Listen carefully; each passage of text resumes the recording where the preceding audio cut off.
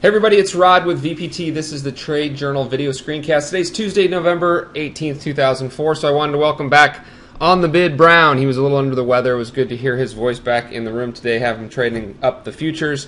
He was sounding a little rough, but we're glad to have him back. So because his voice is still a little under the weather, we're also going to switch it up a little bit where I'll probably do the recap, focus a little bit more on some of the options and stocks portfolios during the recap.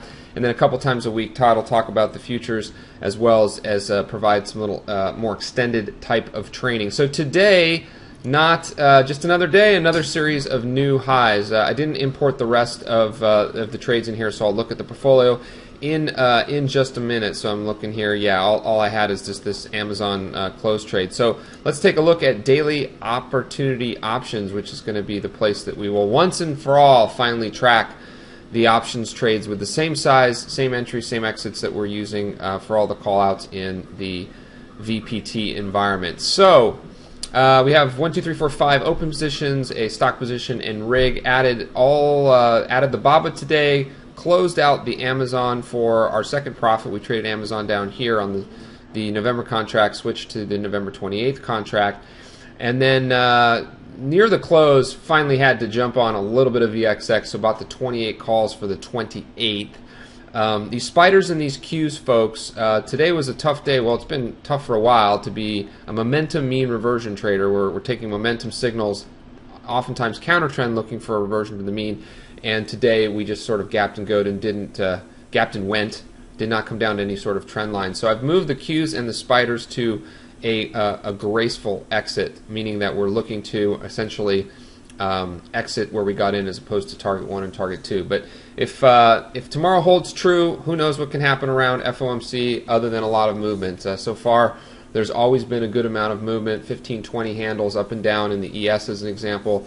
Really for no reason. Normally these statements have not really been very material. They've been what has been expected, which is, hey, we're never going to raise interest rates, or we might at some point, and who knows, and it's data dependent, and read the tea leaves and what have you. So we love the volatility. I would expect it to pick up a little bit in the morning and then probably rest until that FOMC minutes at 11 my time, which is Pacific Standard Time. So let's look.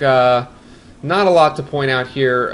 If we look at the VIX, we're down at some structure here, not quite down under 27. That would be sort of a screaming buy. So we jumped in a little bit here on this double bottom on the 28 calls for the 28th, as I mentioned. Qs were notably strong today. Biotech, Apple, essentially everything was firing on all cylinders, even Priceline, and Google got a little bit of a bid, and they've been sort of laggards in this last leg up. So I think I have, let me take a quick look.